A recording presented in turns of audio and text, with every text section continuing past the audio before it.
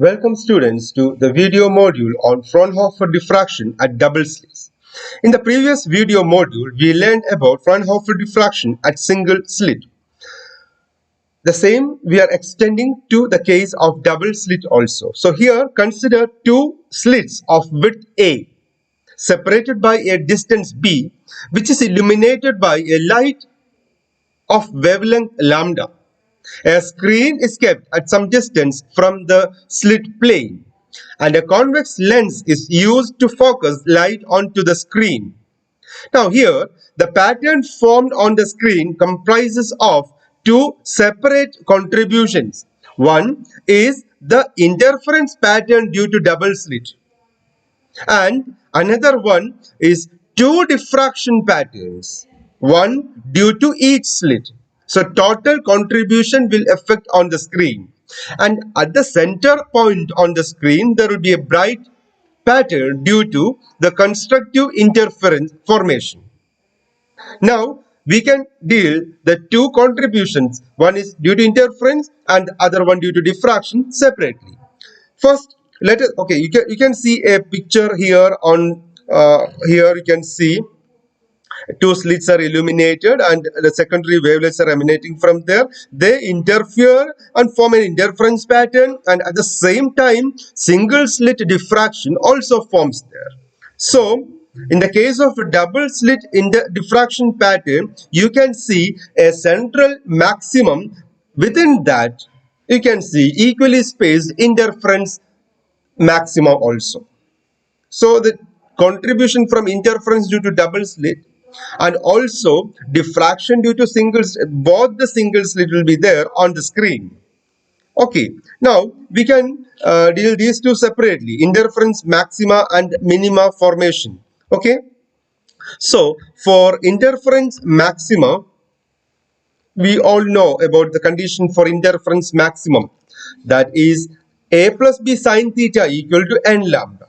Why it is a plus b here? When we learned about interference, we used d sine theta.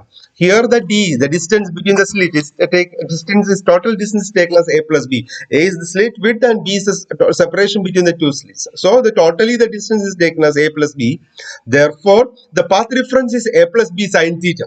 I'm not detailing the geometry behind this because we already learned the interference condition there. Okay, so a plus b sine theta is the path reference in case of diffraction, and that is equal to n lambda for maximum formation. So sine theta equal to what? N lambda divided by a plus b.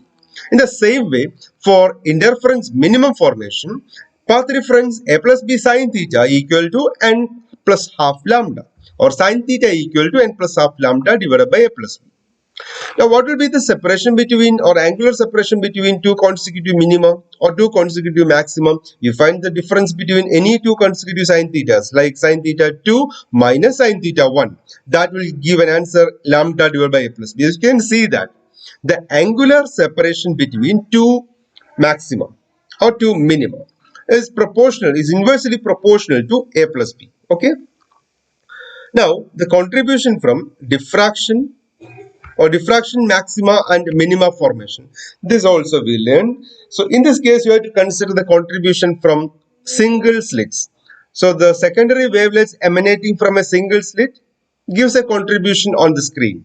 For example, if you consider two separate sections of a single slit, then the path reference between these two sections, that is a sine phi, if that a sine phi equal to n lambda, that corresponds to minimum. If a sine phi equal to n plus half lambda, that corresponds to maximum. That's a condition we learn for diffraction.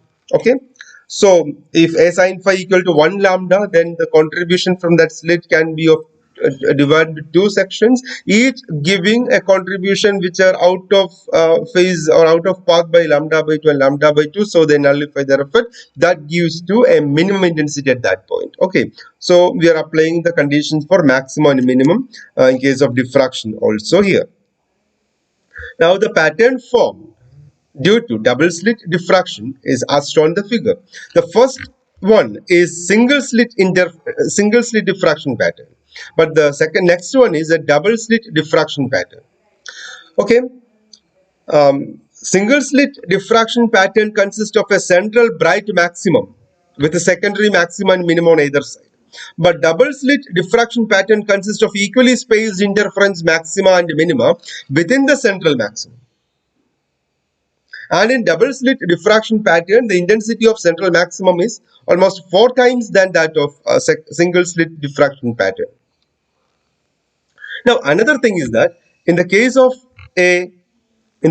a double slit diffraction pattern, some orders will be missing. Why?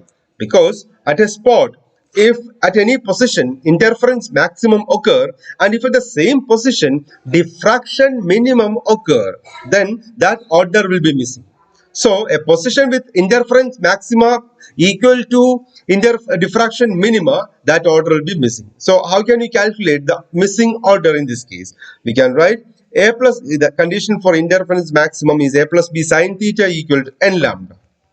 And the condition for diffraction minimum is a sine theta equal to p lambda. So comparing these two, or you divide this, you will get a plus b divided by a equal to n divided by p. Dividing this equation, a plus b divided by a equal to n by p. Now there are a few conditions, like if a equal to p, that means if the slit width equal to separation of the slits, a equal to p, what you can write is a plus a divided by a, that is 2a by a, that is 2 equal to n by p, or n equal to 2p, n equal to 2p. So when p equal to 1, 2, 3, etc., then n equal to, if p equal to 1, 2, 3, then n equal to 2, 4, 6, because it's 2 times. That means in the interference pattern, 2, 4, 6 numbered, or second one, fourth one, sixth one, etc. Such orders are missing due to at that position the same diffraction minimum also occur. Therefore, those orders will not be there. Okay, that is one condition. You can apply another condition like a equal to 2b or b equal to 0. Such conditions are also you can apply. Okay, so we learned about the formation of double slit diffraction pattern and absent spectra or missing orders. Calculation of missing orders also we calculated. Okay, students, thank you.